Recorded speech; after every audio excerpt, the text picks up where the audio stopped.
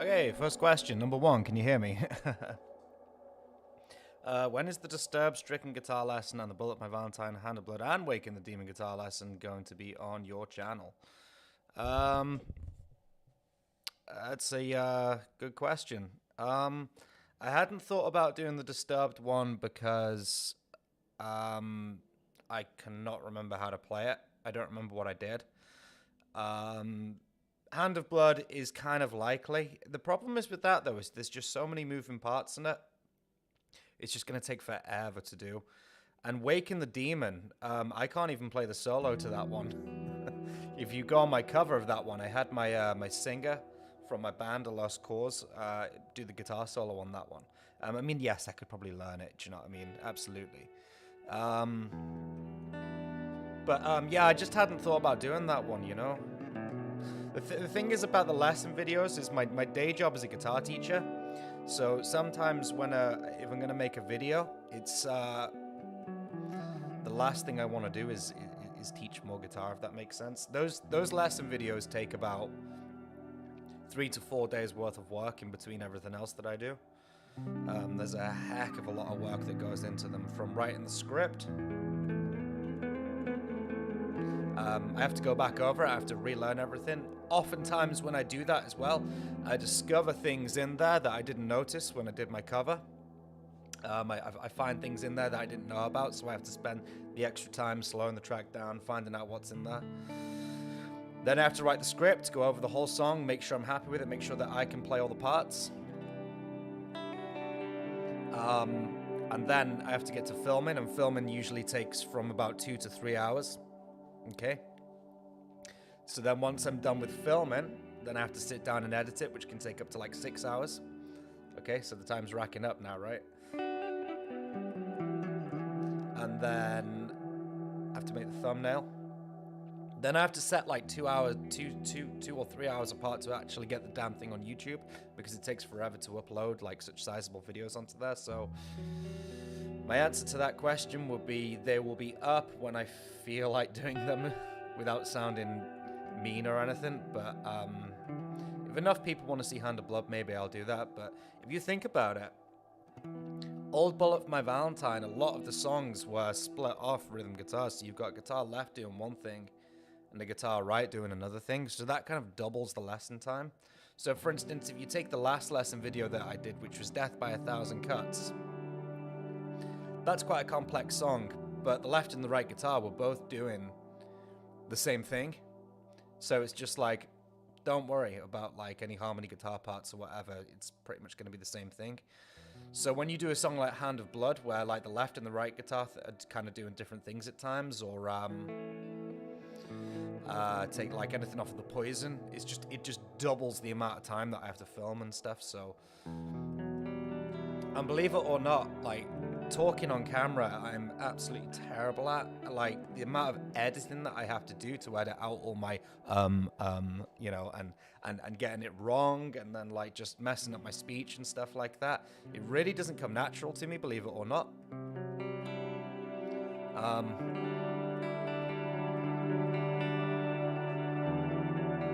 So when I do one of those lesson videos, I know it's going to be like a whole week of my time, basically.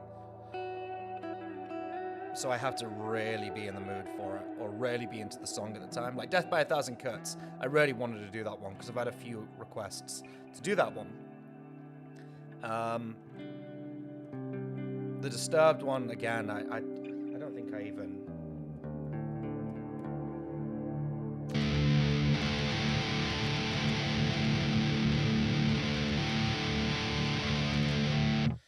How's it go?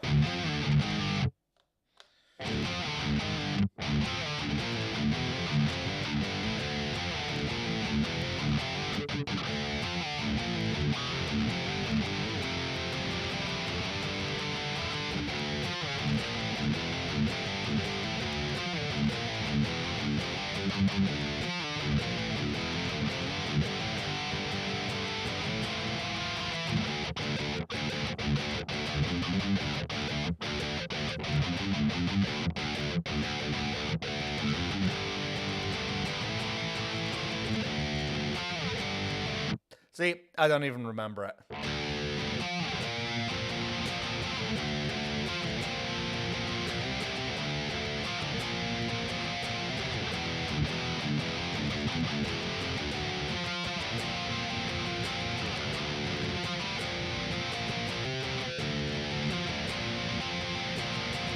I haven't got a clue how that thing goes. Sorry. I'd really have to delve into that. Waking the Demon isn't such a difficult song. It's just you got to get the down picking going on that.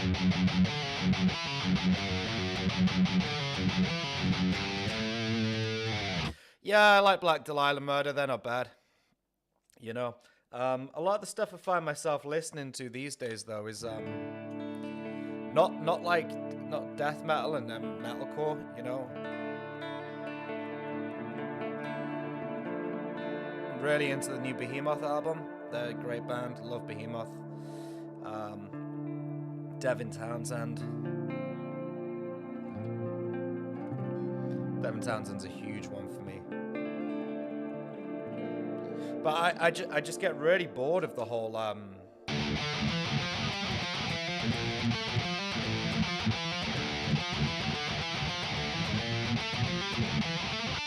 you know, that thing. You know, it just, every time I hear it now, I go, not again. And when a band does that now, it's like, really? That's what you're doing?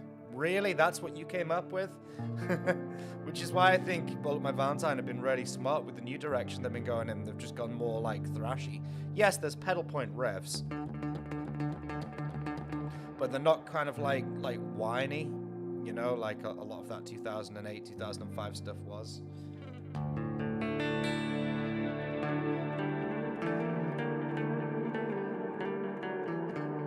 You know, the lesson videos and stuff and the band that I do on that, it's one sort of side of my playing, you know, and it's popular and it's good. I've grown a fan base out of it, or growing a fan base, hopefully.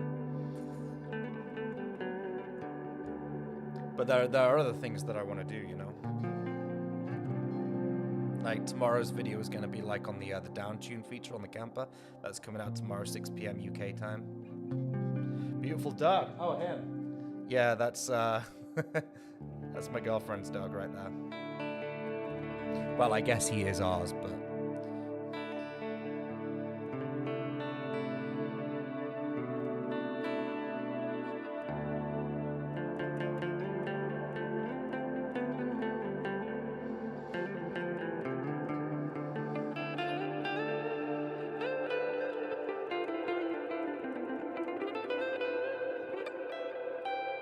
like my do I collect? Oh, sorry, go on. Do you collect vinyl records? No, I actually don't own any.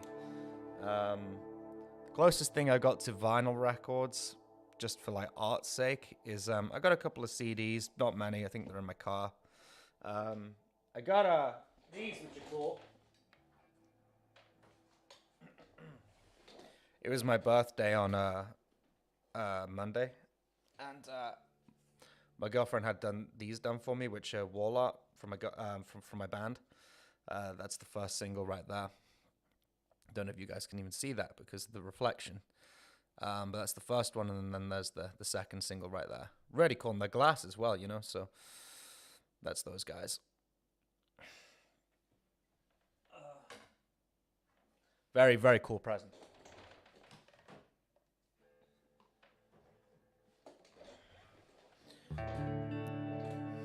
Yeah, they do look awesome. Thank you. I just don't know where to put them because I've got really limited wall space. You know, I've already got like Behemoth art, and my walls have got like the Satanist signed cover. I loved you at your darkest signed big canvas picture, and then behind me, obviously, you guys may have seen before. I got like the old-fashioned movie posters, Pulp Fiction, Shining, The Exorcist. So you know, I'm just kind of trying to figure out where to put them because they've got to sit together. And we've got more singles coming. I'd like to get more of those because she gave me the company that told me what company does them. So for every single that a Lost Cause release, I'm gonna get a little bit of wall art to go with it. So I want to be able to have like all of them next to each other. Is a Lost Cause going to release an album? Happy belated birthday. Thank you so much. I really appreciate it. It's been a miserable week because I've been on crutches because I've got like this arthritic thing that's kicked off on my foot. So I spent the entirety of Monday, my 30th birthday, sat on the couch doing nothing. So thank you. Is a Lost Cause going to release an album? The answer to that would be no, for now. Only because the way it's going is people just want singles, quick, you know, and you know, they want constant input, or output, I should say, sorry. You know, they constantly want songs, right? So rather than lock ourselves away for a couple of months and put an album out with a load of songs that are going to disappear with no music videos for all of them, what we'd rather do is like stick out a put out like just singles like frequently and often, you know, a couple of months apart, a couple of releases, do a music video for them, because that's something for us to promote. You can't promote a song without a music video, or at least a visualizer or a lyric video or whatever, and do it that way. So this way you guys are constantly getting music every couple of months, and you're not waiting, you know, every couple of years. You know, for instance, let's just say we did do an album of 10 songs, yeah? Apart from like 2 singles maybe, the rest of them are going to disappear into the ether because, you know, you guys might want to listen to them all, but as far as the attention spans go for everybody else, you know, then it's just people don't digest that sort of stuff anymore, especially with smaller bands. And then say, for instance, we did put out that album, it's not like we can go on tour on it for 2 years because we're a tiny little band who have only played 3 shows, so we've got a 4th show coming up in December, I think. You know? So it makes sense to just go in and record singles as and when. And we record 2 at a time, generally speaking. Favorite horror film besides The Exorcist, it would be The Shining. The Shining is my favorite film of all time. I thought, in terms of like modern horror and stuff like that, I thought that the only thing that sort of came close... Just tune my guitar up here.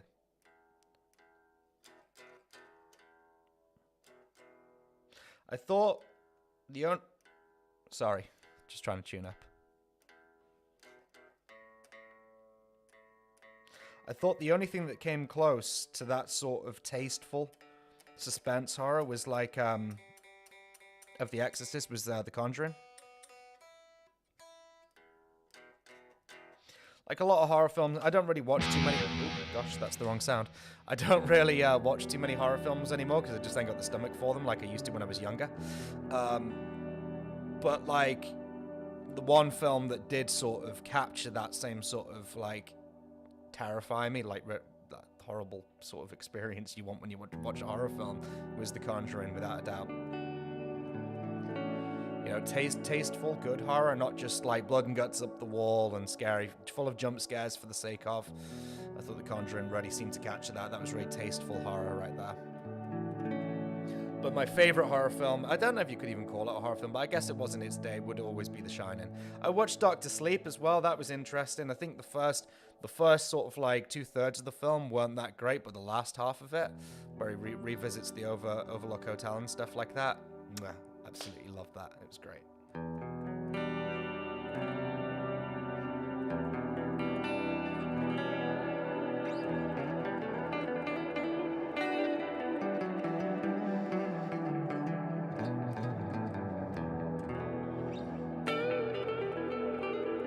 Are you a fan of the band Black Veil Brides?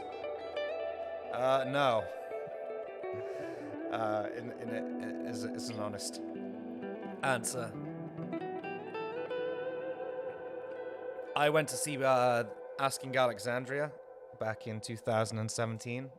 I think it was 2018, 2017, and Black Veil's Bride supported, and I needed to get home, so like Asking came on first, which is what I wanted to see, and I met the guys beforehand as well, and Black Veil Brides were like, I walked out for it. I got in my car and went home just because I needed to get home and I wasn't fussed about seeing them.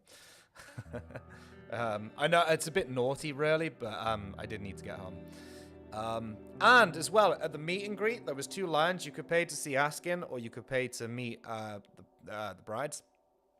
2 lines going down, right? And Black Veil Brides were on one side of the room, and Askin and Alexandria were on the other, and I was in the Askin queue. And when we looked over at the Black Veil Brides guys, they were like a bunch of corpses, man. They were so miserable. And like, I remember there was this girl who was all sort of like very nervous and so like happy to see them. And, you know, you meet them and you take the picture. And when she, like, sort of like, when they went to take the picture, she just like linked her arm through one of the guy's like arms, just like to, you know, just like get into the picture. And the guy was just like pushed her off him. I was like, whoa, man. Considering like Asking Alexandria hugged about each and every individual in that room, you know, and for Danny Warsnop hates hugging. He just doesn't do it. He wants to do a handshake at best. Yeah, but like there were loads of people who were really excited, and it's just what you do. He just gave everyone a hug. You could see he was uncomfortable with it, but he did it. Yeah. Otherwise, you're just gonna destroy people, especially if they're like a lot of people that are a lot of people's idols and stuff. You know. But there is like a line, and I get that line, and I've kind of started to discover that line a little bit doing what I'm doing here. Like, I am nowhere near on those guys' levels, but obviously, you know, I'm talking to people daily who I've never met before, and certain people seem to enjoy my content and stuff like that, which is cool. Like my lesson videos, my cover videos, my chatty videos, these live streams, my pictures, well, whatever it is. And there is a line 100% with like sort of people you just don't know. Like, for instance, there were two guys at the Asking show who were like, because we know Asking Alexandria was really quite like a debased band at one point, but by that point they'd all sort of like grown up and moved on from that, and the guys were like, when they met them, they were like referencing like really crude things from the past, and you could see the guys were just sort of like really wincing at the whole ordeal. You know, or they'd say things or do things and they just sort of overstep that line. And I've had that a little bit, especially on Instagram. I'll get like messages every now and then from people who would just like, you know, where'd you live? Basically, where'd you live? I want to come and meet you. And it's like, no, just enjoy my content. You don't have to be, we can share this and enjoy this here, but you don't have to, you know.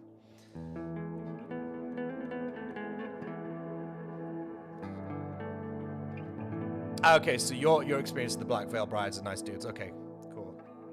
Yeah, that may have just been the one show. You know, I don't know. But that was just my experience. You know, another Instagram one I had was ages ago. There was some guy, and if you're on here, I do apologize, but I don't know who the hell it was. But, like, he started messaging me, because I encourage it. I say to guys, like, if you got any questions, whatever it is, come hit me up on Instagram, and, yeah, I'll gladly talk to you. Like, loads of people have, before I started using Kemper, I always used Bias FX, and I put out that it wasn't hard to do these covers and lesson videos and stuff. Hello, Matthias, I'll get to your question in a minute. Thanks for joining in, man.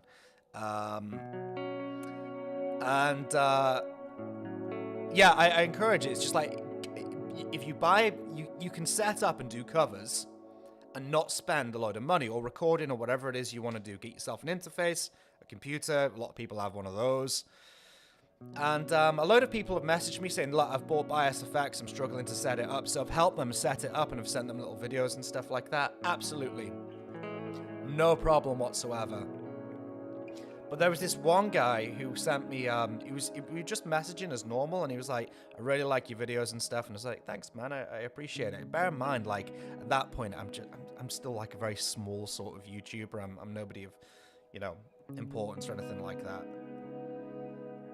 And then at the end of the conversation, I could just start to see it starting to go a bit odd. And then he sent me a picture of Matt Tuck's backside, basically. I don't know where it came from. It's probably from like the MySpace days, you know. And he just put that in and went, by the way, here's a picture of Matt Tuck's bum. And I was like, what do you want me to say to that? Like, what do you want me to... I was just so confused. And then, like, after I didn't respond to it, and then afterwards I got all like these apologetic messages going, sorry, man, you don't know what I was thinking or whatever. And it's just like, nah, man, you're out. That's just like overstepping the line. What makes you think that I would want to see that? I mean, I love Bullet My Valentine, but Jesus, I'm not not that kind of a prude. I don't, you know. So I get it with the whole kind of overstepping the mark thing.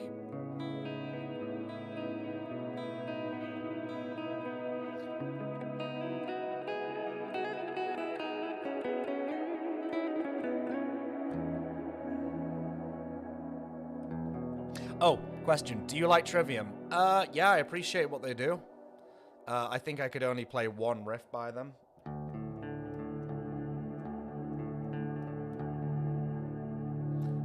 Is it?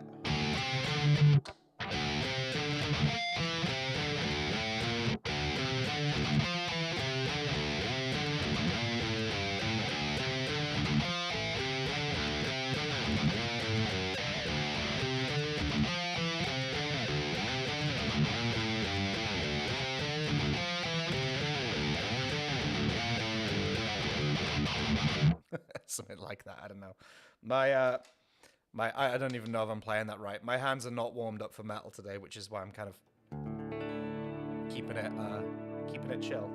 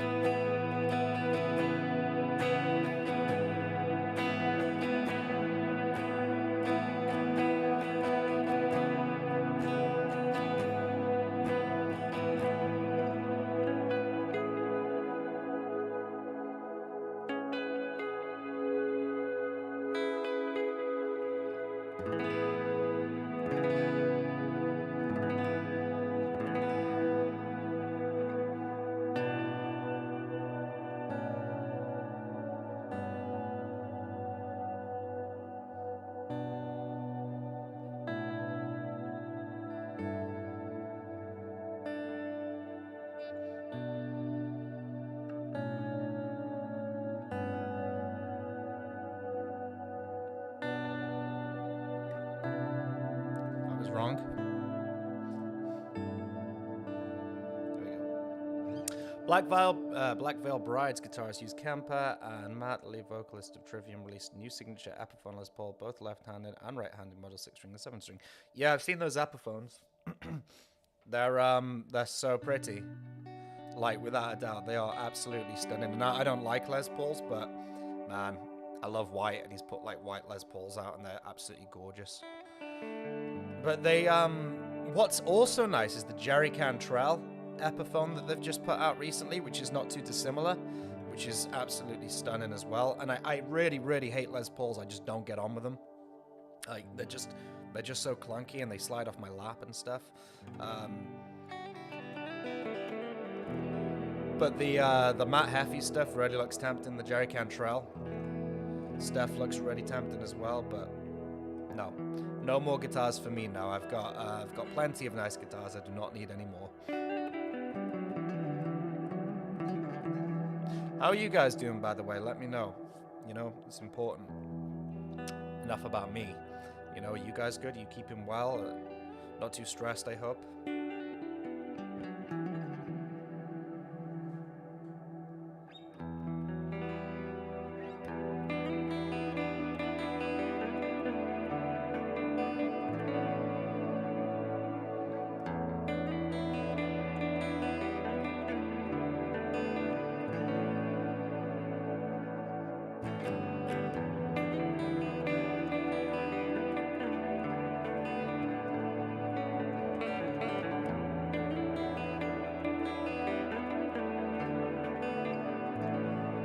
So happy because I'm left-handed, and left-handed guitar players don't get any love.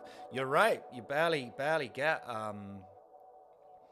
we barely get any left-handed stuff, you know, these days. You know, or left-handed cool stuff. You know, it's really cool when an artist takes that into consideration and goes, I want to do an equal amount, you know. And I'm glad you're doing well. No more guitars for me. Isn't that what we all say? Yeah. I've got this theory with the way I've been over the years since I started playing when I was 14 right up until now I'm 30. I've I've got this theory. When I got my first guitar, I wanted like £250 guitars, and then I got a £250 guitar, and then I wanted like £700 to £900 guitars, and then I could finally afford that, moving on in life. And then when I could afford those, I wanted like £1,200, £300 guitars. And then when I could finally afford that in life, now it's just like, it escalates from there. And it's just like, it's always the always the unreachable, you know?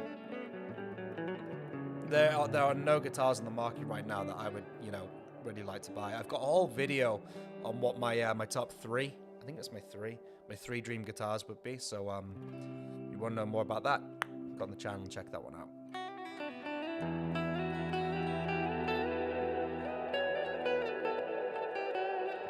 But yeah, so 16-year-old me, you know, if he could see me now, he'd be like, you can afford one of those LTD guitars that you wanted like for like £700 or something like that. And now like I'm at that age, I'm like, don't really want that. He says, sat playing an LTD guitar, but you know what I'm on about.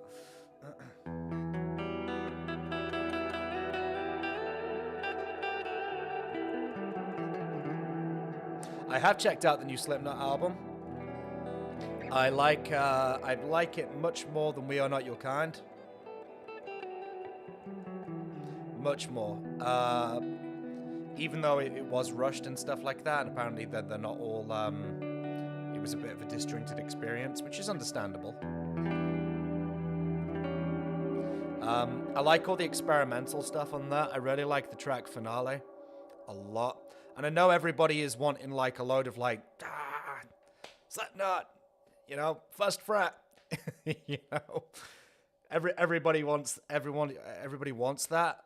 But I think the Grey Chapter proved how much a record of first fret is, you know, how boring it can be. For me personally, all those songs are just so, a lot of them, especially in the back end of the album, they just get so flat. You know, I couldn't tell you the difference between Nomadic and Latch, for instance. They're all just da da da da da da da da.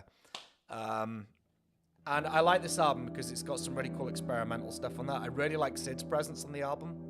I really like how each song has like one of his cool sort of like scratchy intros and stuff like that, and really cool samples. I really enjoyed having that again. There was just something missing about We Are Not Your Kind. There was just something really dark about it.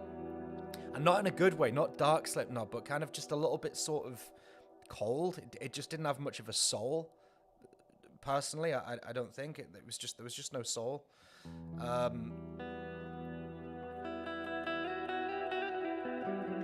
But with this album, I feel like a lot of that vibe, a lot of like the Volume 3 kind of vibe going on with it, and I really like it. What do you guys think of the Slipknot album? Do you like it? I know it's been a slow grow for some.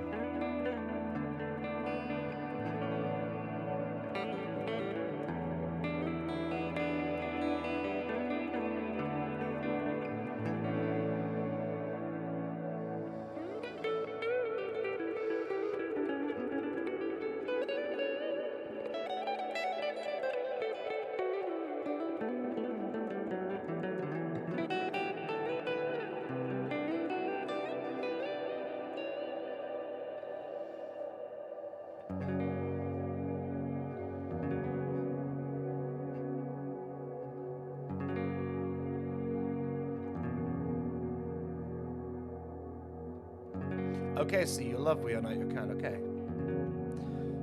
I just found, like I said, it's not a bad bunch of songs. I think there was one song on there which was I really hated. That was, what was it called? Jim said in an interview it was the next progression from Psychosocial, and I really disagree. What's the song called? Critical Darling. Oh, man. That song. Grim, man. There's some cool stuff on there, though. Liar's Funeral's really cool. You know? Orphan's like a really big sort of like heavy all-out thing.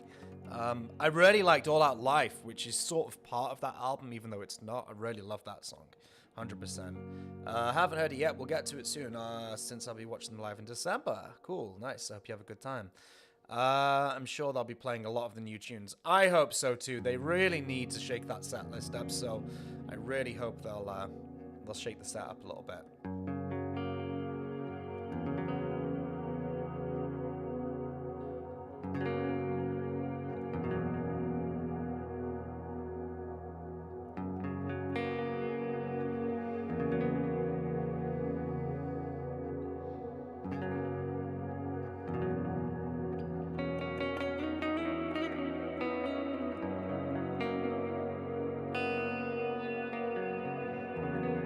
You like Yen? Okay, cool. Yeah, it's a cool song. It's quite cool with the riffs and stuff. I personally like, you know what? I didn't destroy the singles when they came out. So the first two, Chapeltown Rag, and what was the other one, the Dying song? I didn't like bang them into the ground because I knew by the time the album came out, if I listened to them too much, I was just gonna hate them. So I made a point of like waiting to listen to it all as one body of work, and I really dig those now, 100%. Warranty's a cool song, I think, and I really like Finale. I don't know, there's just something about it.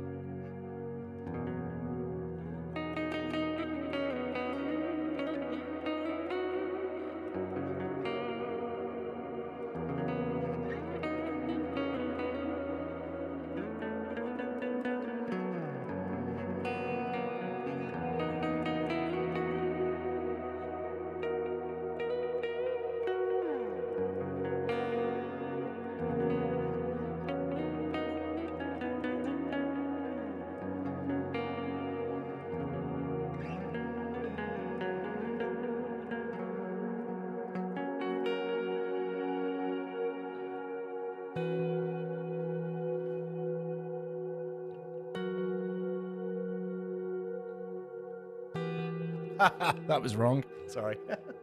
Way to destroy a vibe, hey. There you go.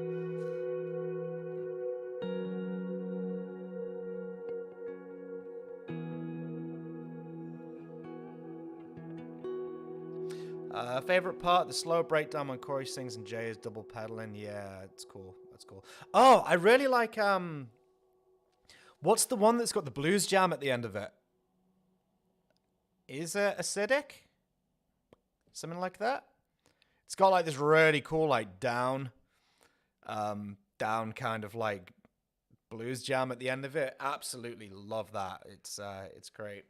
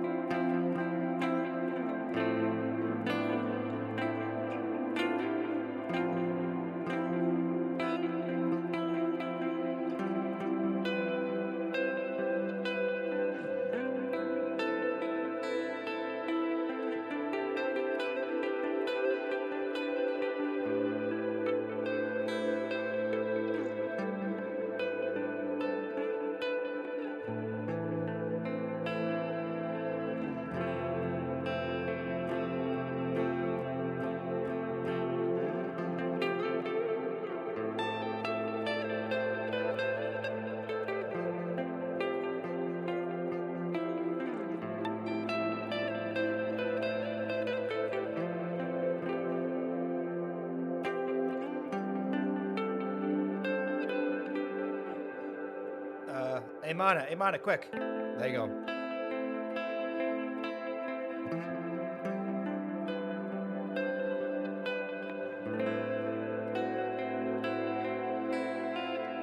Ah, that's the one.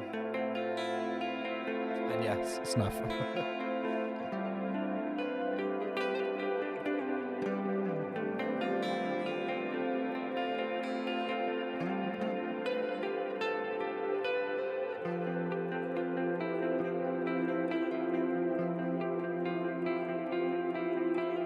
That's like if Bullet My Valentine wrote snuff.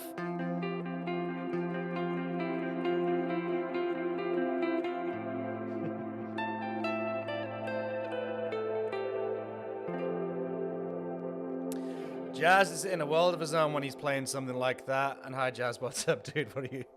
Yeah, I hope you're fine. Yes, I am, Rene. I am in a world of my own. I hope you guys enjoy it. I hope you like it. Do you know what I mean? This, honestly, you guys may think I'm like this guy who, like, when he sits down and plays, he's just distortion on and da-da-da-da-da, rocking out, like, in my covers or a Lost Cause or whatever. But this is the kind of guitar that I really enjoy playing most. You know, it just, you can get such cool stuff out. And you guys recognized it as snuff, so... I mean, I know that's tellable, do you know what I mean? But this thing, you know, doing an F chord right there, which would be...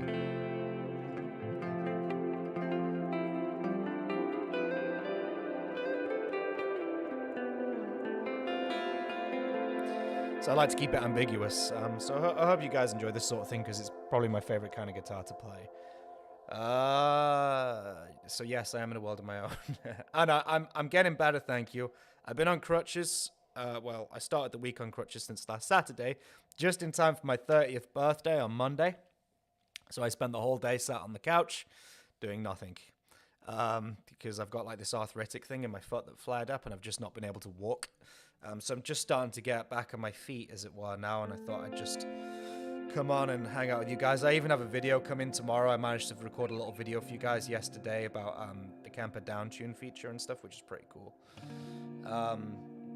So I hope you guys enjoy that. So yes, I'm getting there. Thank you. Were the performance with the Lost Cause your first experience playing? Gosh, I can't speak today. Let's start again. Were the performances with the Lost Cause your first experience playing in front of a crowd? If we don't count the YouTube stuff. The answer would be yes, but no. I think I played like a little talent show when I was a kid, like 16 or something.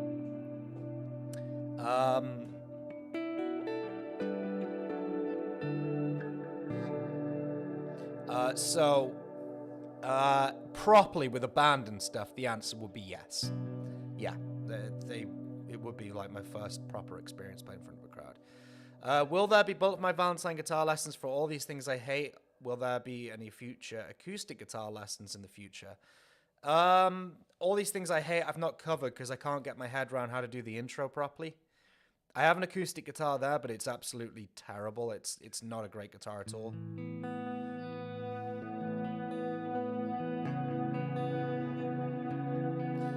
So I'm not too sure. All these things I hate, let's take a look.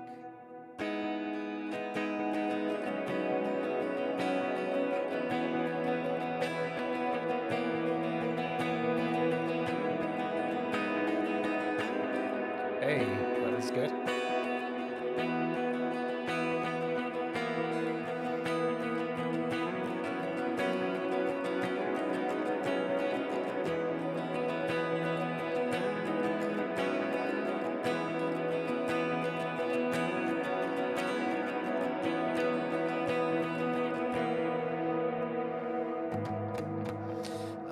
So maybe if I can figure out a way to cover that one and do it justice.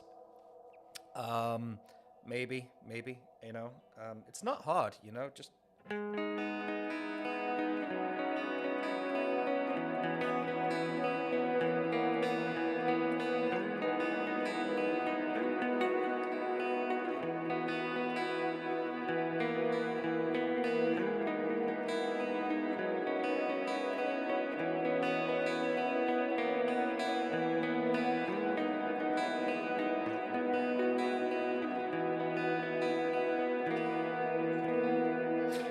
I guess my biggest question is, because I don't know who these lessons are reaching. Are they reaching people who can already sort of play these songs?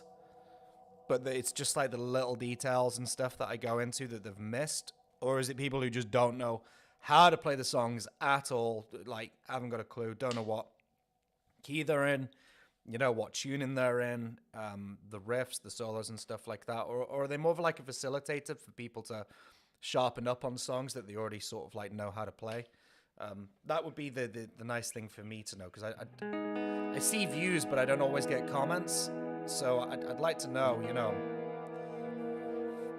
who's benefiting from them. Because sometimes, like, I don't know how far to strip it down. You know, so I don't know how much people know. So for instance, when I tackle a new cover, especially, not a new cover, sorry, a new lesson video, especially if it's like a more tricky song, I think to myself, well, if the guys don't know about this specific aspect, they probably shouldn't be trying to play this song, if that makes sense. So then I cut a load of like the preliminary stuff out, like for instance, you know, going into detail about what guitars left and right mean, or you know, too much about like scales and stuff like that. You know, if you're gonna do a Bullet for My Valentine song, you want to know at least that scale, because that's where it all comes from. So I don't know. All that's important, I guess, is that people are enjoying them, right? Hopefully. I guess you haven't heard, but the lead singer of Black Dome... Yes, I know, I saw that guy past. I don't know how they play the song, but when I look for their tabs, they're bad. Yeah, that's a tricky one. That's why I started doing the bullet stuff, because I do the bullet stuff best out of everything I do in my repertoire as far as covering in the band goes. And so many wrong tabs, you know, for their songs, which is why I thought, right, I'm going to rectify all this to the best of my ability. But yeah, I saw that guy past, which was unfortunate. They're carrying on now with a new singer, though, right? I think. Am I right?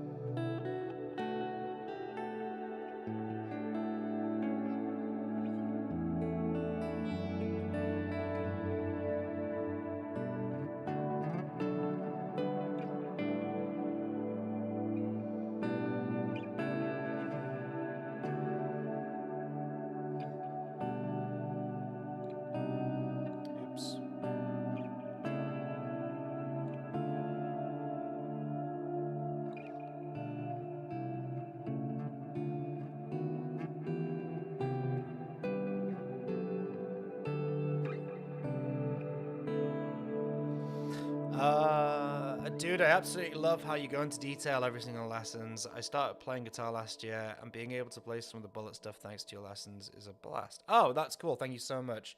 That's so good to hear the feedback. I really, really appreciate it. Like I said, those lesson videos, they take about a week's worth of work, you know, in case I chatted about this earlier, but in case you missed it, you know, they take about a week's worth, you know, but in between everything else that I'm doing, the nice thing about it is I sit in this chair for all my work.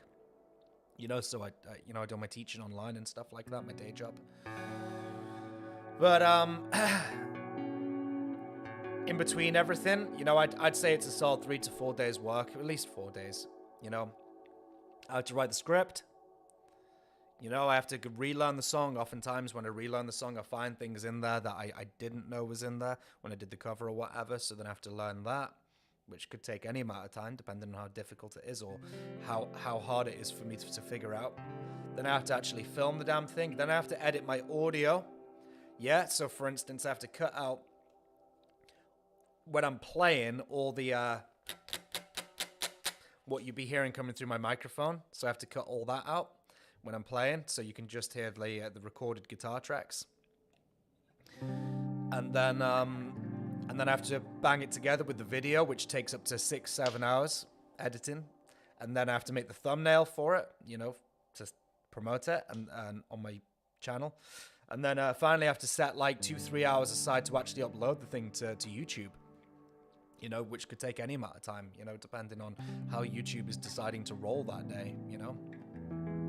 So it's a real, you know, it's a real task to do those lesson videos. And, you know, sometimes I forget things in the lesson and I'm like, oh man, I've completely forgot how that rhythm goes, and I forget things, and the amount of editing that I have to do, because sometimes I get stuff wrong, you know. I don't just sit down and it all just flows out. Like, I've done entire sections before, and I've got to the end of it, and I've gone, no, that whole thing was wrong.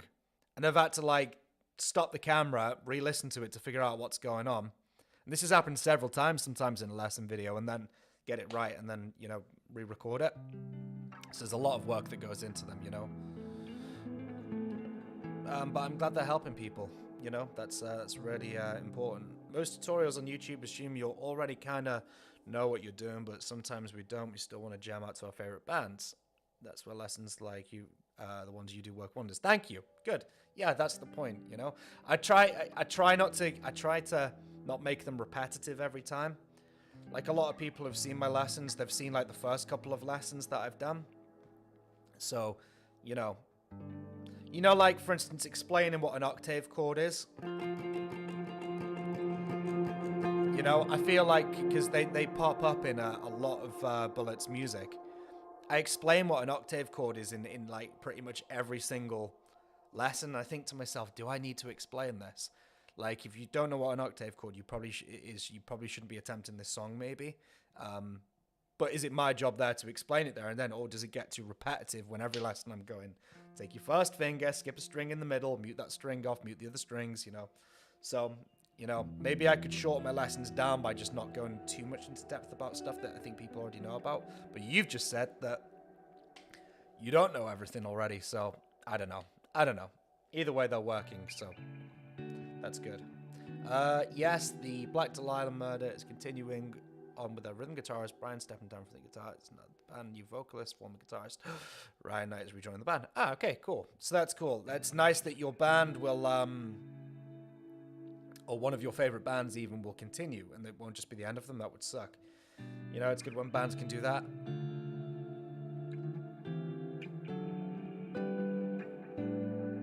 Architects, on the other hand,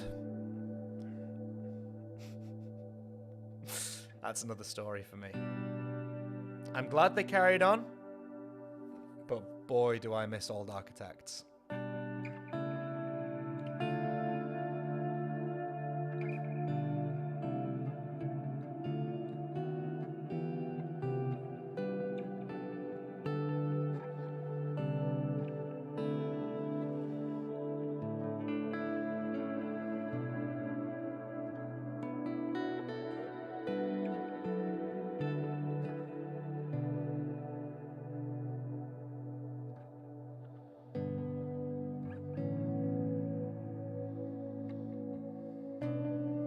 Yikes, that was a bad one.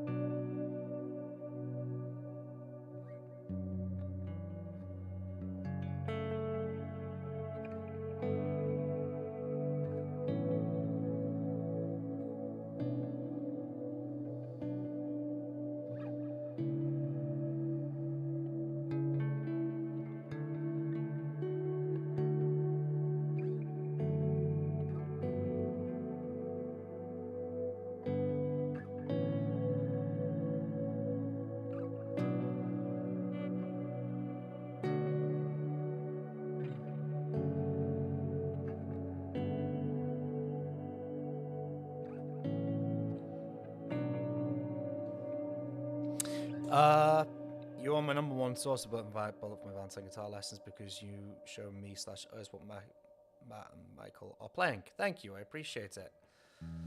I guess the biggest thing I would say about that is just, like, from a selfish level, is just share it, man, if you can, you know, with your pages and stuff like that. If you like the lessons, you know, just tell the world about them. Do you know what I mean? Like, for people who, or to people you think would like them also, do you know what I mean? Because I know that I am helping people, and that is great. But if you guys think about it, especially when sitting and chatting on a camera doesn't really come natural to me. Like I really, really, really struggle. I get so anxious. You can tell if you watch one of my lesson videos, especially one of my recent videos, you can tell at the beginning of the video I'm quite flustered and like, hey guys, you know, I hope you're all doing really well. And by the end of it, I'm quite relaxed and I'm into it then.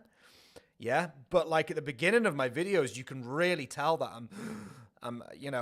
it's taken me a while to like settle into it. And by the way, how many, hey guys, how's it going? I hope you're all doing really well. Do you think I do? Honestly, my video yesterday, I recorded, hey guys, I hope you're all doing really well. As always, welcome back to the channel.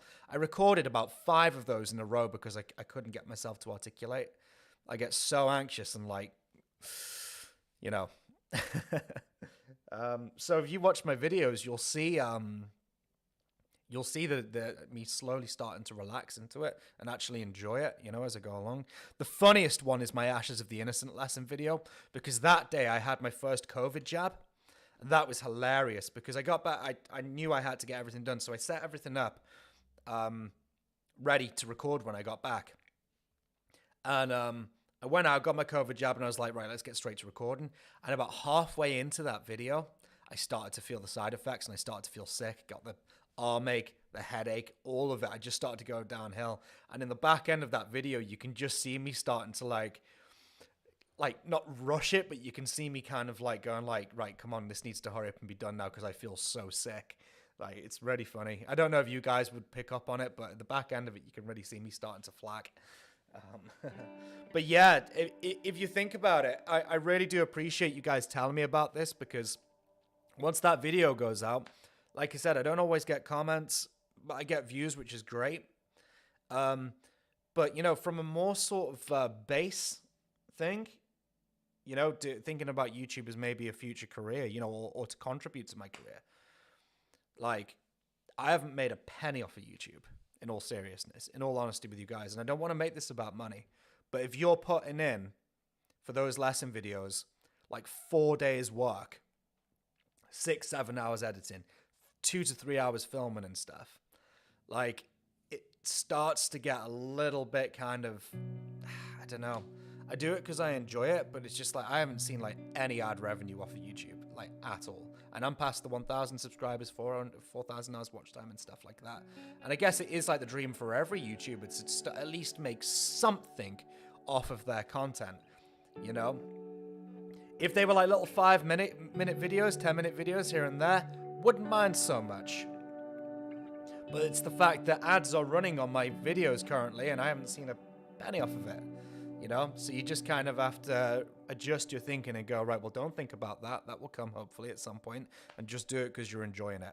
And that's why the video lessons aren't as like bang every week. I'll do like a quick flurry of them every now and then. I have to really be into the song at the time, and I really have to want to teach and show people what's going on. Because like I said, my day job is a guitar teacher. So when I make a video, the last thing that I want to do is teach more guitar, you know?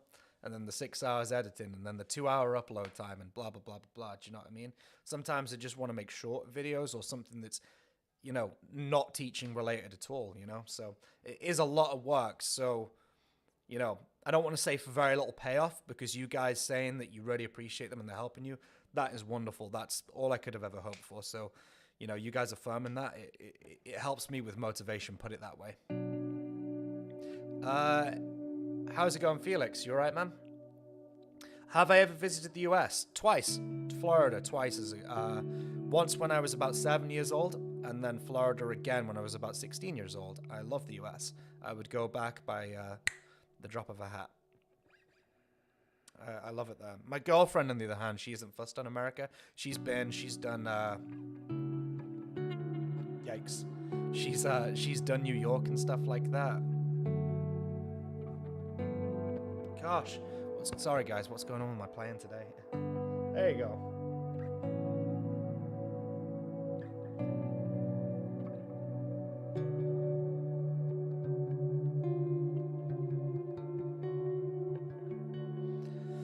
But yeah, I would go back to America, 100%. Doing good. I've had a day off. I'm enjoying a nice chill day with my guitar. Nice, same. I thought I'm teaching all evening from about 2 o'clock, so figured I'd come on and just hang out with you guys, because this week has been so crappy. I won't lie to you guys. This week has been absolutely miserable with like my health issues and stuff. So I figured the best thing to do, if I was going to sit down and play guitar, which I didn't have much motivation to do, I figured I'd at least come on and hang out with you guys. So thank you for hanging out with me.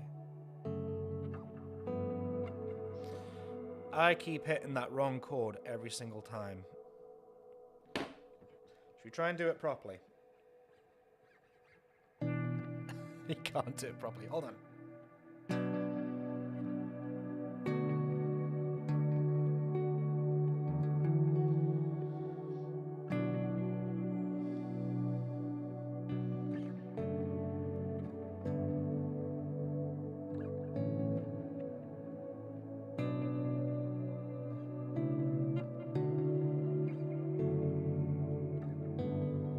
There we go.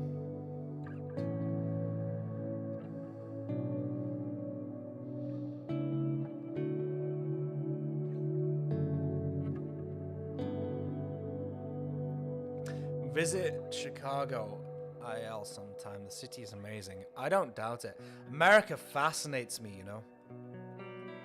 You know, I don't know why, it just fascinates me.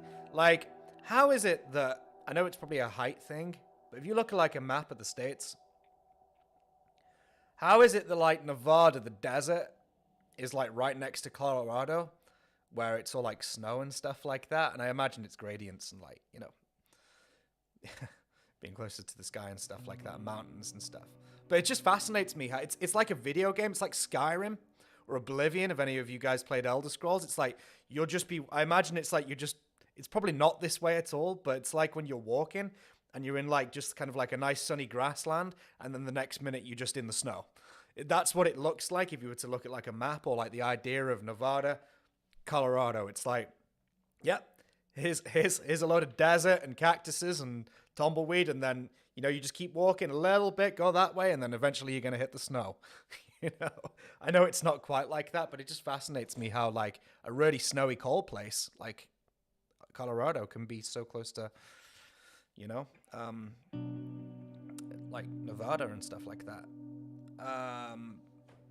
Can't remember if you have a video, but do you know the chords from Step Out from the Inside? No, I don't. I'll take a look though. I believe it's just all kind of like single notey stuff, isn't it, if I'm right? Yes, America. That is America in a nutshell. That's how it seems to me. That's how I perceive it to be. And then you've got Florida, which I've been to twice, and I like Florida a lot, but it's just flat. The only word I've got for Florida is everything is just flat. There's no up and down. As in the part where I was in anyway, everything was just flat. And it was just, everything was just long roads and flat. And then, you know, you'd keep driving, and then eventually you'd hit like a big resort or a theme park, I guess, which is the American thing. Sorry, the Florida thing, I should say, you know, Disneyland. Yeah. Like where we were, if you wanted to cross the road to go to the shop to get like bread and eggs or something like that, you couldn't walk. You had to go on the expressway, the motorway, right? And go all the way up and then come all the way around. You know, nothing was within walking distance. So it's crazy. It's completely different to what I'm used to here in my little Welsh town of St. Asaph. You know? Is one of your goals to have a cover/lesson video for every Bullet song? It would be amazing to have such material stored on YouTube forever. The next generation of guitarists could really enjoy them, learn from them. Although it'd be a lot of work. Well, I'm slowly chipping away. Shall we take a look? There you go, guys. I'm just checking that. My video is ready to go for tomorrow. So 6 p.m. tomorrow, guys. New video coming out. YouTube. Let's have a look. How many Bullet songs have I done? As a matter of fact, I could do it quicker from my phone.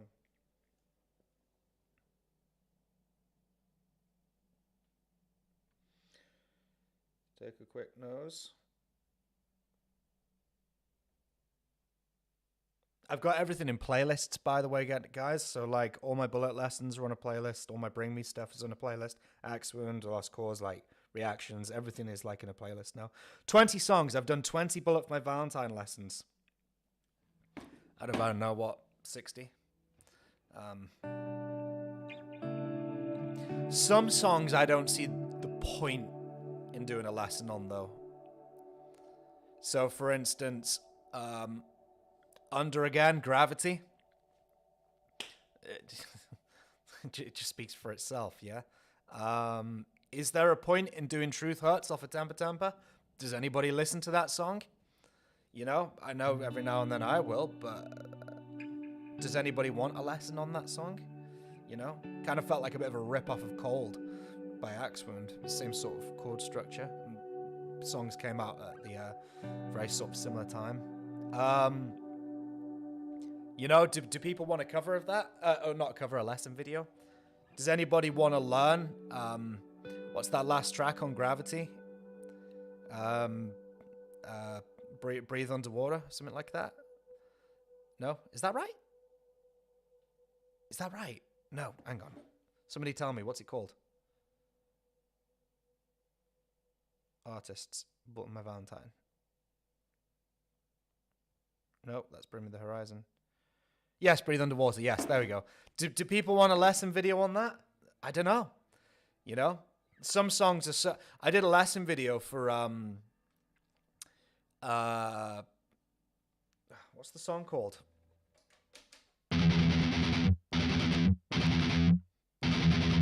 What's that one? You guys tell me. Your Betrayal. There you go. I did a lesson video for that. And I was like, my goodness, this is really simple stuff right here. Like, who on earth is going to watch this? And I was thinking to myself, yeah, you don't need to do a lesson video for everyone. But then somebody was like, I learned every part from that lesson video, and I've even done a cover of it and uploaded it to YouTube. Thank you so much. So, do you know what I mean? It's difficult. You know, as I was doing it, I was thinking, who the hell is going to watch this? You know, and lo and behold, somebody's done like a full cover of it the same way I do, you know, recorded all the parts and filmed it and stuff.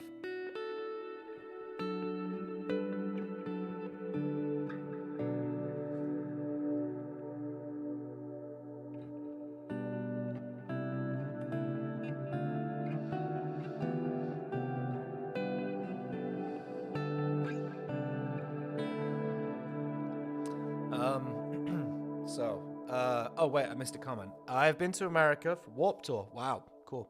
Once while driving there for 3 hours, and it seemed like we went from desert to forest to wasteland to rainforest then to the festival.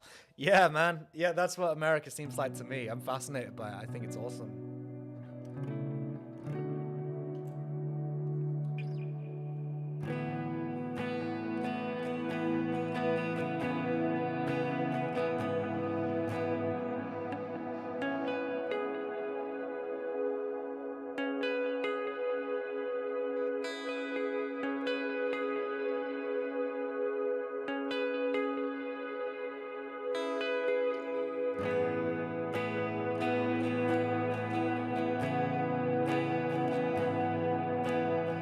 Can anyone name the song?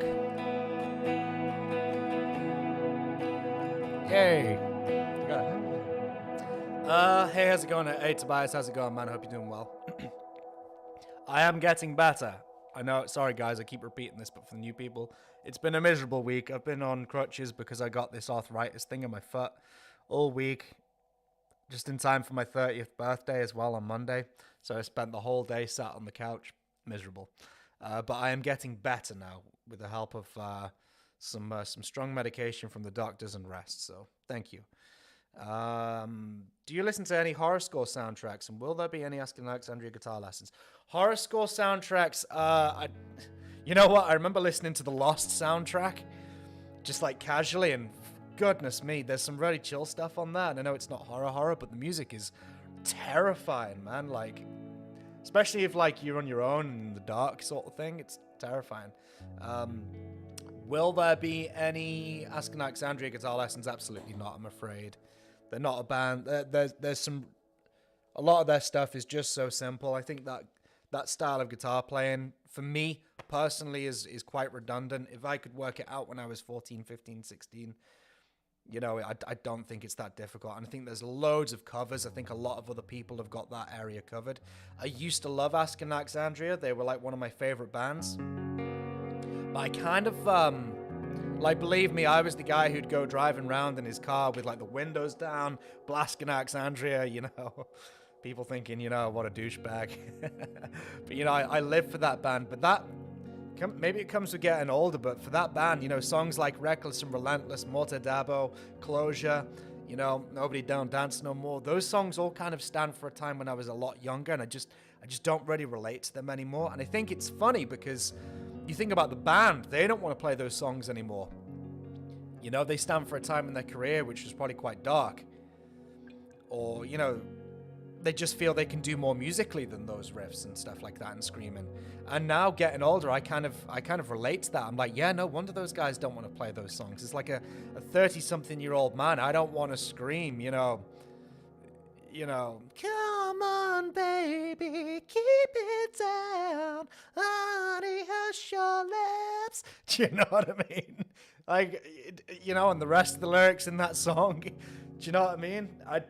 I get it. I get it. So every now and then Aston will come on, like final episode, or, you know, to the stage. You know, Reckless and Relentless is one of my favorite metalcore albums ever, you know. I love Death to Destiny as well. I think that's a great album. I even like the Red album. You know, and I'll come on and I'll smile and I'll just think to myself, that reminds me of good times, going to see the guys, meeting them twice, you know, and both times they were great. But right now, Asking Alexandria is not on my list of to-do, let's put it that way. For some reason I find it so hard to cover even the easiest songs. Sometimes the rhythms I would never think of and my brain just can't get it right. And then I write, shaking my head to myself. SMTH to myself. Yeah. Doing covers and stuff was a rude awakening for me. Because you're really having to almost like put on the accent of the person you're trying to emulate. Like, for instance, if you were trying to do an impression of, you know, a Scottish guy, you'd put a Scottish accent on. A lot of these songs and stuff, you have to kind of like learn to play like the bands. Like Matt Tuck's Rhythm Hand, by the way. You know, I don't emulate that, but I have to go into like his sort of mindset when I play. Or James Hetfield, you know, he's got the, you know, the real sort of like aggressive pick attack going and stuff, and you have to really sort of put yourself in that band's mindset in order to pull it off. And, you know, there's certain rhythm sections, you know, Death by a Thousand Cuts, I just did the lesson video for that, and it turned out I had the verse rhythm wrong. And, yeah.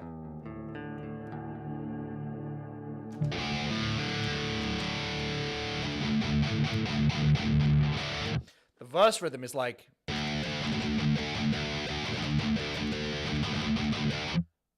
Yes, it's...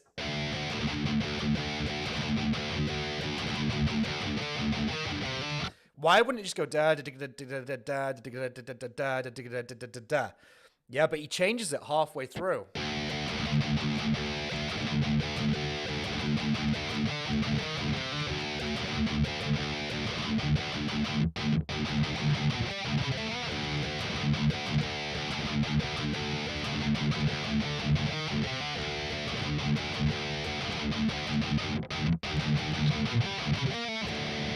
So there's certain stuff in there, and I just think to myself, I wouldn't have done it that way, you know? So why, you know, and it's not my song, I know, but it's just like, what possessed you to do it that way? It's, you know, it takes me forever to get my head around it. Death by a Thousand Cuts to One, Paralyzed. Oh my days, man, that thing.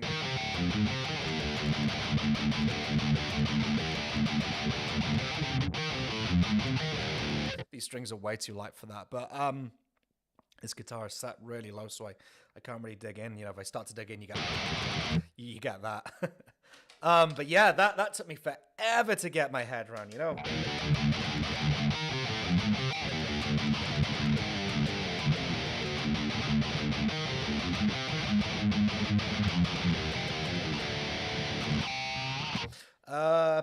Back to the clean. Have I ever used... And thanks, Tobias, if you're still there. I hope I get better too. Because my girlfriend told me to book Friday to Monday off this week, so I'm not working tomorrow. And which is why I got the video going up tomorrow for you guys at 6 o'clock UK time. I just hope I'm not going to be a liability, like limping around the place. Okay, so have you used Jazz 3 picks? I used to use them exclusively, but I found for rhythm guitar, I used to use the Jim Root ones, in fact, the oversized one. I can't use the little ones, but I found for, as a matter of fact,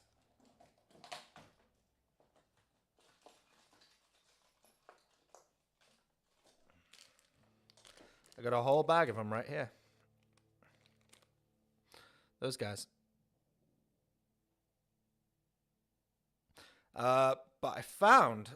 Am I gonna go like open a bad portal here by going into this and exploring it again? I found for rhythm they're just not forgiven at all.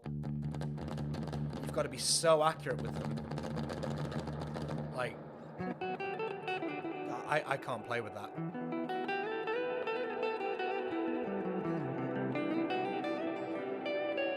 For that stuff, they're really accurate and precise, because, I mean, look at the point on that, right? But for rhythm playing, they're a nightmare. They're just not forgiven at all. So Jazz 3s are a little bit of a no from me. And I used to use those exclusively, and I always wondered why my rhythm guitar playing sucked. You know? I didn't practice a whole lot of it, but like, you know, just even simple things like a simple gallop and stuff like that. Such a banger, but it's also so weird. Yes, 100% Paralyzed is probably my favorite song. Yeah, it's such a good song. I use Ernie Ball strings, right? Okay, so I don't love Ernie Ball. I'm not one of those Ernie Ball, like Matt, my mate Matt the Riff Master. If you guys know me, you must know Matt the Riff Master, right? Because this channel is just a rip-off of everything that he's ever accomplished, right? And we're good friends now, which is really cool. Been down there, done the hang, done videos together, the podcast together, if you remember that. But he loves Ernie Ball. He's so pro Ernie Ball, and I don't rate it. I don't hate it, but I'm not like my strings have to be Ernie Ball. My favorite string brand is Dahlia. I just find they last forever. I like the sound of them. They do the gauges that I want. But for standard tuning, I have to use this. I can't bend 10s, so I have to use 9.5s. Turbo Slinkies for standard tuning, because I just can't bend 10s. It just hurts my fingers. But the 46 on the bottom is a little bit too light, so I get a custom 48. And that's just the way I've always done it. Personally, I would prefer to play Dario, but I've just always used these for standard, so I'm not gonna screw with it now. Do you know what I mean? Because it works. But Dario are my strings of choice. Do you like the new Machine Head album? I love it so much. The new Machine Head album, I can't turn it off. It is one of the best sounding albums I have heard in ages. It is such a good record. Like, what is it? Like, Fire something, Fire. Oh gosh, tell me the name of the song. You know the one. Firestorm, right? Something like that. My memory's awful, but welcome to your 30s. My memory's not what it was, but yeah, the Firestorm, right? Like, yeah, Slaughter the Martyr, monster song. What's the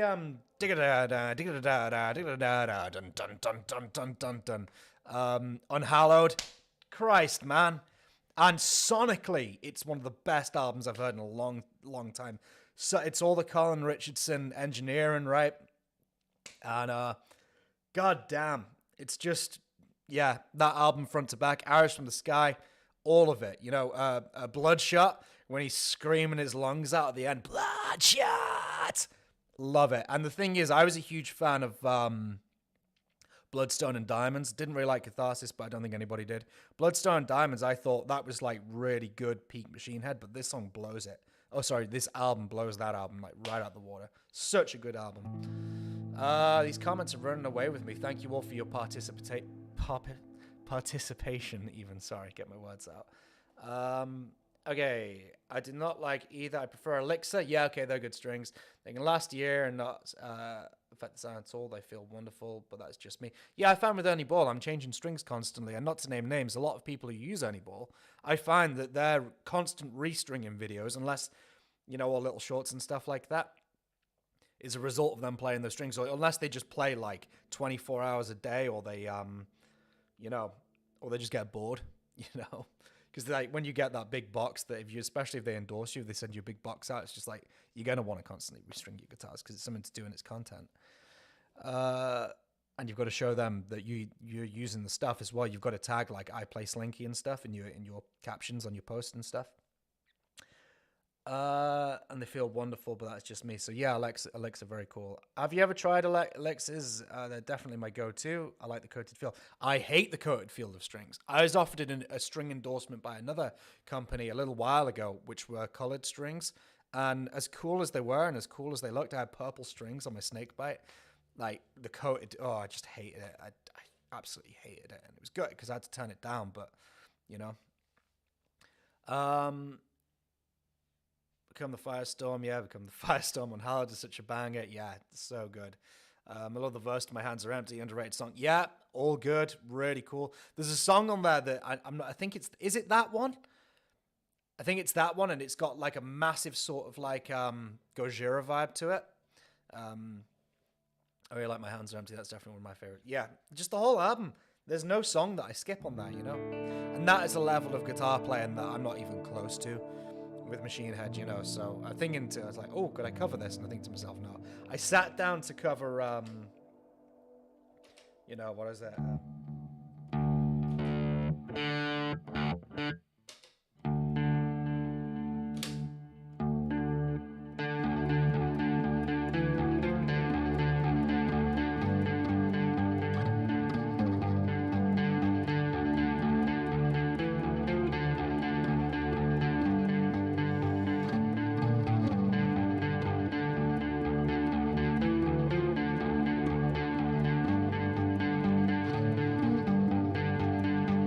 I sat down to cover that once, and there was just so many guitar parts, and I just gave up with it, Yeah, Mr. Samurai Band, Tobias, he has an awesome taste in music, and he's a very good guitar player too. In fact, I used to teach him. One of my students from my old my old job, I should say.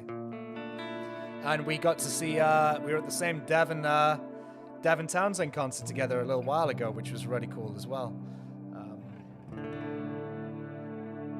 Time for a date night. Yeah, you two can.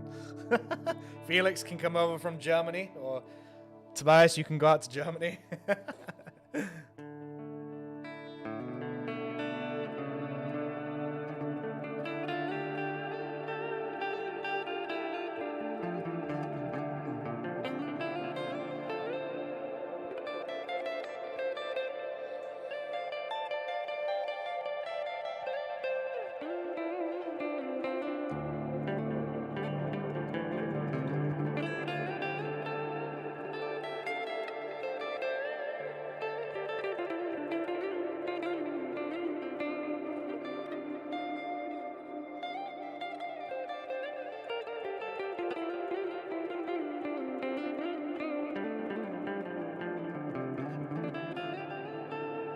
Can we all tell which guitarist I'm influenced by most as far as ripping off?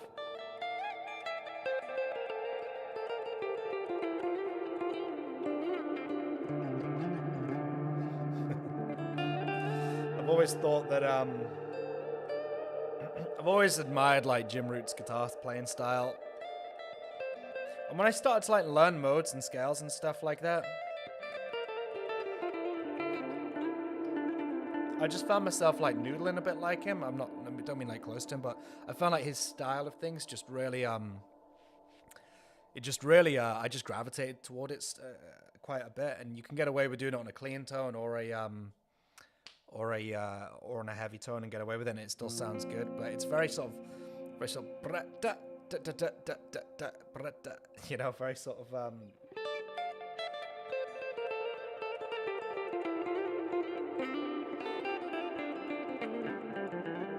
it's very sort of quippy guitar playing.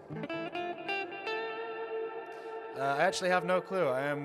that weird guitar player does not like lead playing. Me neither. This is as close to like lead playing that I do in my spare time.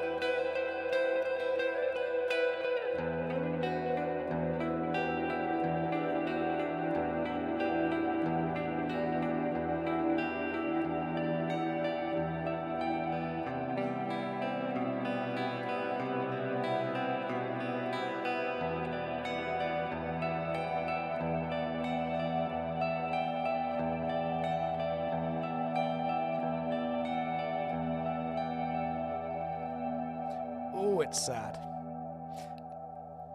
Anybody got any ideas what I was doing with that? Like, what song I was kind of like ripping off there?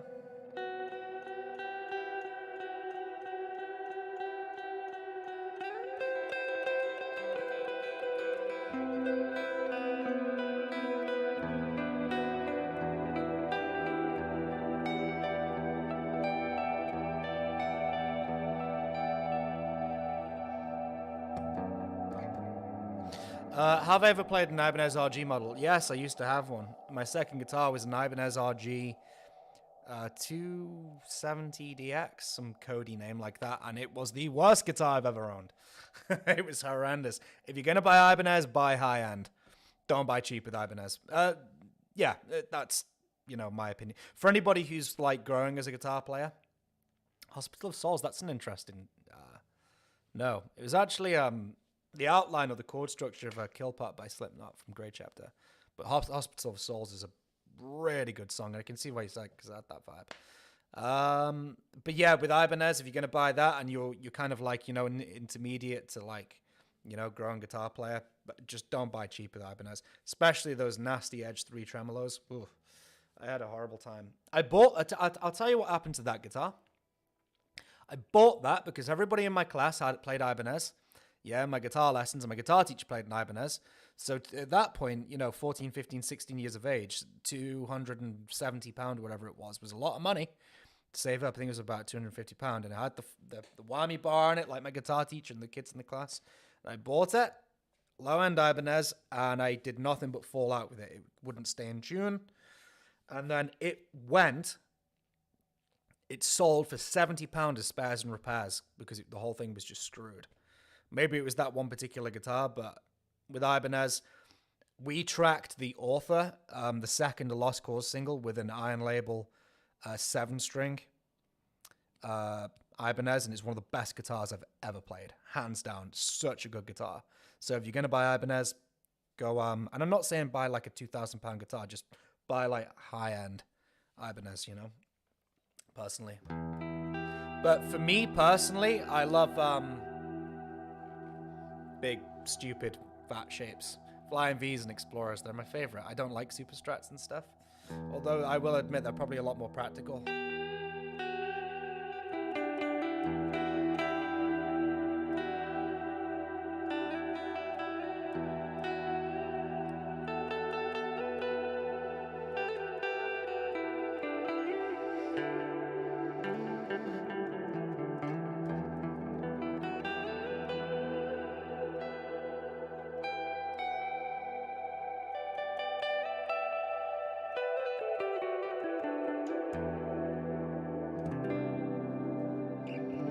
I've still never tried an Explorer. Once you get the bug for it, man, there's just nothing quite... From an egotistical standpoint, from being like vain and full of yourself. There's just nothing quite like standing up with an Explorer around your neck. It's just, I don't know. You just feel like, ever since I was younger and I was watching like Hetfield in 1989, you know, with his big fat MX220s, even his big fat ESP Explorers, you know, that was just always the dream for me, to one day play an Explorer on stage, and now I've done it. I don't know, it was just kind of like tick. Purely from a vanity perspective, you know.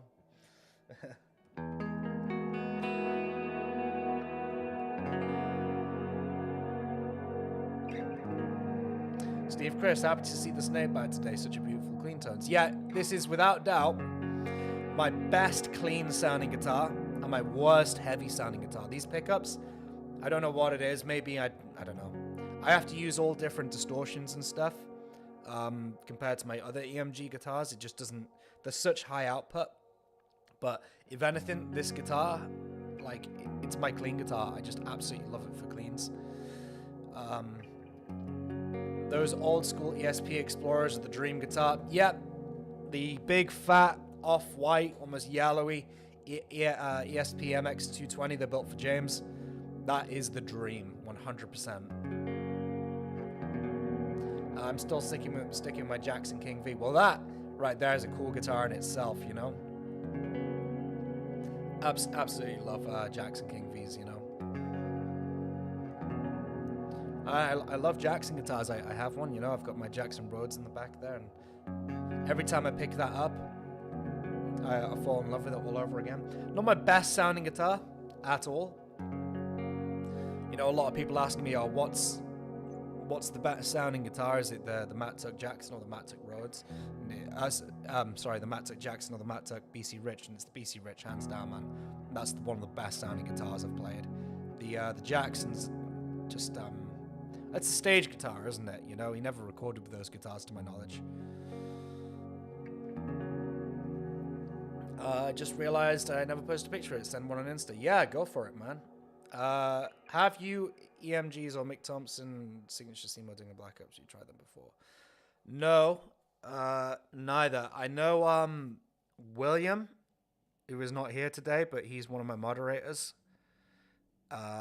He comments on my stuff a lot. I know he's got the Mick Thompsons in one of his guitars, I think.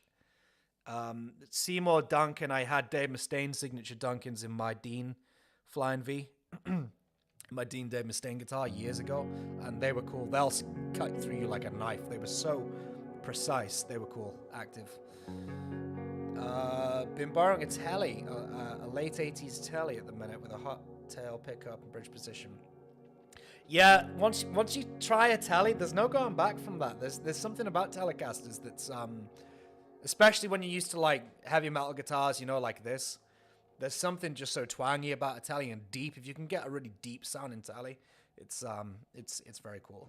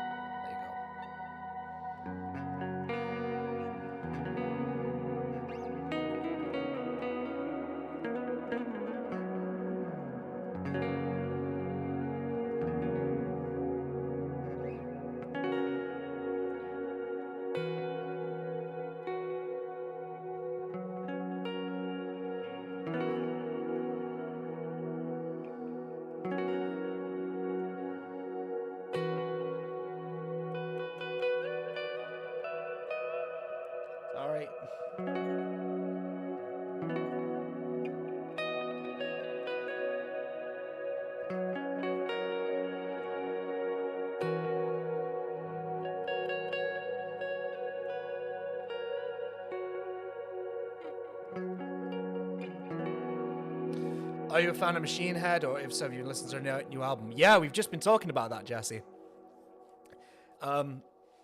we've all been talking about how good that album is. I absolutely love that album. I can't turn it off. Every time I get in my car and go somewhere, that album goes on. You know, Become the Firestorm, Unhallowed, all that stuff. It's one of the best sounding metal records that I've listened to in a long time. Like, I can't get enough of it. It's such a good record. Just, it's got the Colin Richardson, burn my eyes kind of, you know, heaviness going on with it. Sound-wise, it's some of the best sounding guitar tones that I've heard in a while.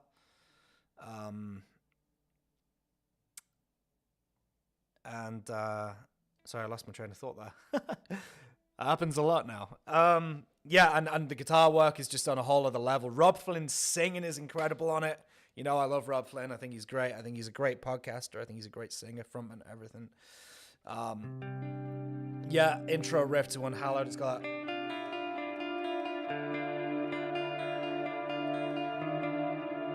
that sort of thing.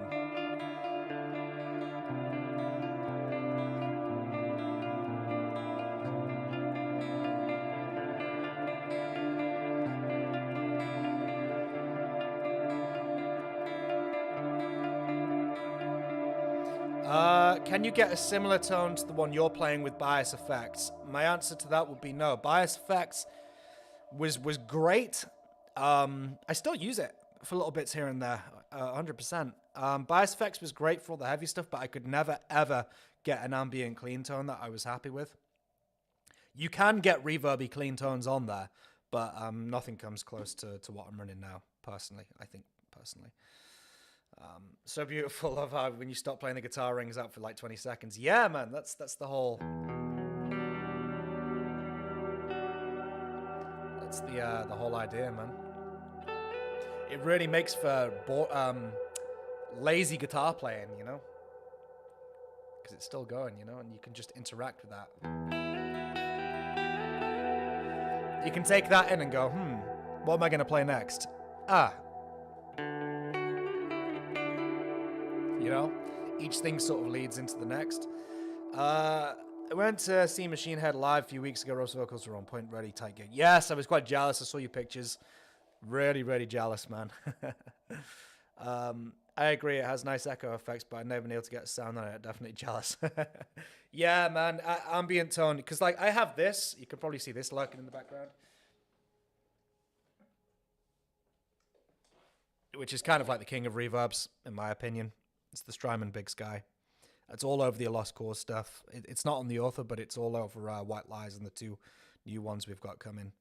And, yeah, I'm going away this weekend. My girlfriend, like I said, for my birthday, she said, like, you can take a guitar with where you're going. She's not telling me where we're going. So what I'm going to do is I'm going to take this Laney amp here and just take this and just plug this into the front end of it. Probably take this guitar, because it's my best clean sounding guitar, and just have nice clean reverby jams, a bit like I'm doing here. If I'm honest though, I actually prefer the sound that I've got in the camper to the Strymon Big Sky. It's just I don't know. I just prefer it. But yeah, the Bias Effects does have nice echoey stuff, but they definitely need to work on their reverbs, I think. Oops. I still want you to send me that profile. I cannot get it right. I'll send it to you. I'll send you a link. I poached it offline. Do you know where this tone... So obviously Devin Townsend is my main... Right, hang on. No, let's predate that. So I've always played with loads of reverb. Ever since I turned the reverb thing up on my one of my first amps on my Vox Tone Lab, I was like, oh, that's cool. Love that. Because I was a lone guitar player. It just made me sound big and huge without having need to play with anybody else. And just, especially with the clean tones, it was just really sort of chill, and you could just get what I've been doing today out of it, right? So that became my thing, clean reverby guitar alongside like the heavy metal stuff. Then I found Devin Townsend and I was absolutely mortified because he's made a career on it, right? So now Devin Townsend is one of my favorite artists, and I was like, I want his clean tone. So I fought and fought and fought to try and get close to his clean tone. Now, the reason why I bought the Strymon was because of Architects, Tom Searle. You know,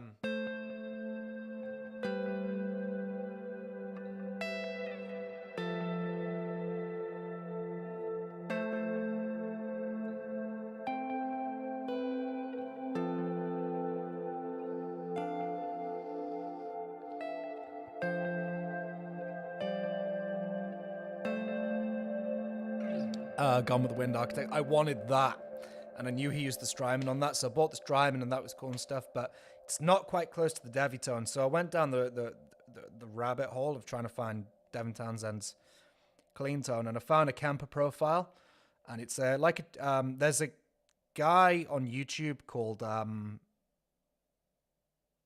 Tone something. It's not the Tone King. It's he majors on Kemper. All his videos are Kemper. Big YouTuber, but they're all part of like a Christian worship group or something like that. And they play like Sunday worship at churches and stuff like that. And this one guy had this ambient tone, and I was like, that is just Devin Townsend's ambient tone. And they put it up for free download on their website. So I tweaked it a little bit to get it to my liking, but this is it, you know. So praise the Lord, right?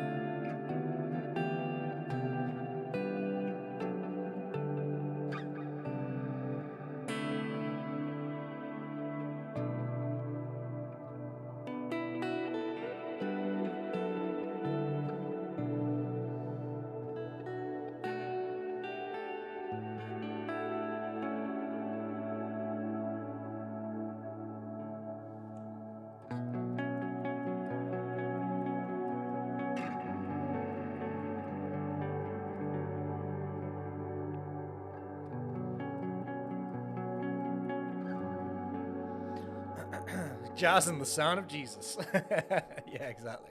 But it's just like I found, but I didn't realize, you know, because they kept saying on the video, it's just like, yeah, so I'm ever in a quick rush to get a sound for a quick Sunday worship thing, and I'm like, what? And it turns out that's what they all do, but it's like the sounds, their tones are so heavenly, I guess you could say, you know, with that's what it is. So there you go. But we've all had that where we discover something and then you try and make it your thing. Yeah, and you're like, oh, this is my thing, you know, like these things, these suspended second. Because I want to sound like a piano, right? And they're very piano-esque chords. And then you discover,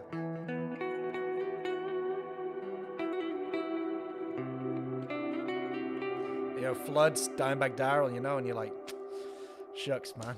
I thought I was onto something there, you know.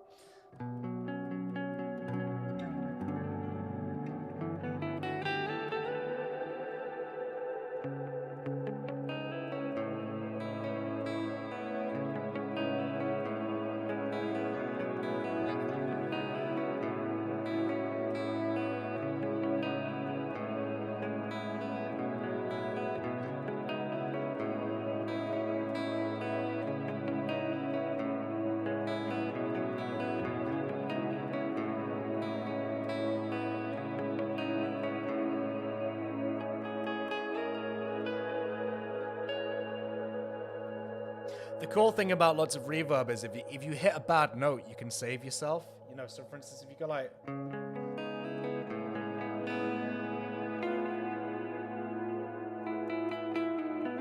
see, a place where you belong is the best bullet clean riff. It really is, isn't it?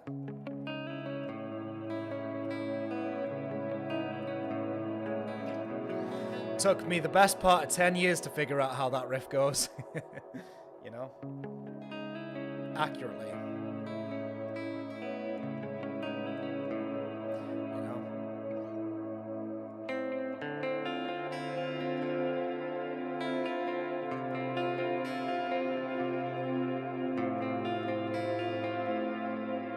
I guess that's the thing I've missed with the last couple of Bullet records. There's been no, ever since like the Fever days, for me personally, there's been none of those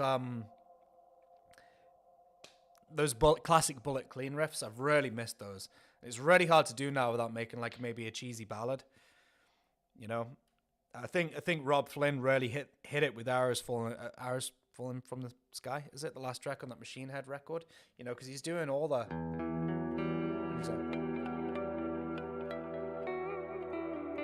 He's doing all the power ballad stuff, but it works. It's not like a cheesy. My girlfriend broke up with me. You know, ballad. You know what I mean? So it's really hard to use these chords. You know, because if you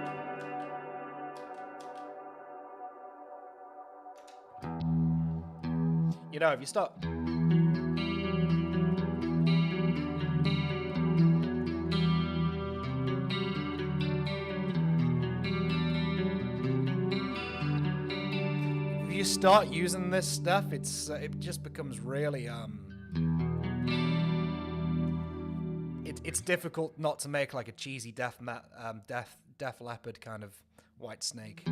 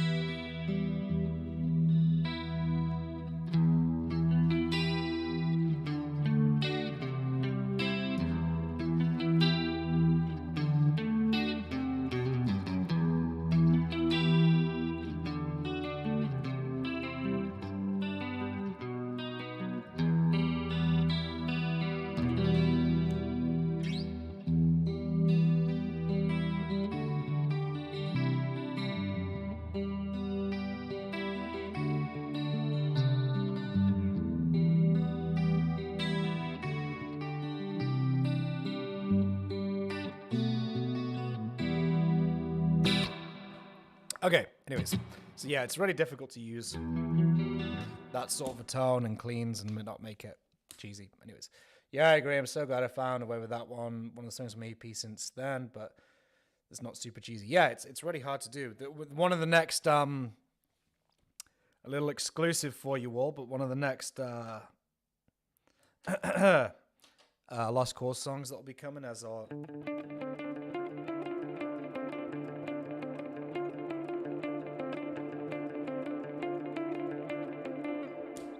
has a clean riff, but hopefully it's not going to be a cheesy one. Right, anyway, guys, I've got my first student of the day in 15 minutes. So for all of you who are still here, thank you so much for hanging out on the stream today. I've really, really enjoyed it. Honestly, I've been feeling absolutely miserable this week. You've really perked me up and made me feel a lot better about myself, so thank you for tuning in. I really appreciate it. New video tomorrow night, 6 p.m. UK time. If you love that riff, the one I just played, stay tuned. Make sure you subscribe to all Like a Lost Cause things, because that's where it will be. That's a riff that I didn't want to use, by the way. But the guys kind of coaxed me into using it, and now we have a full song out of it. It's ready to go. We just need to do a music video for it. So stay tuned for that one. Although I think we're going to do another heavy one first and then that one, but we'll see. No, have a good rest of the day. If you feel miserable again, just hit me up. Speak soon. Yes, I will do, Felix. Thank you so much. But yes, new video coming tomorrow, guys. Friday, 6 p.m. British summertime, whatever it is. And again, thank you so much for your support. Big love to you guys. So until next time, stay well, stay healthy, and I'll see you in the next one. Take care, guys. Peace.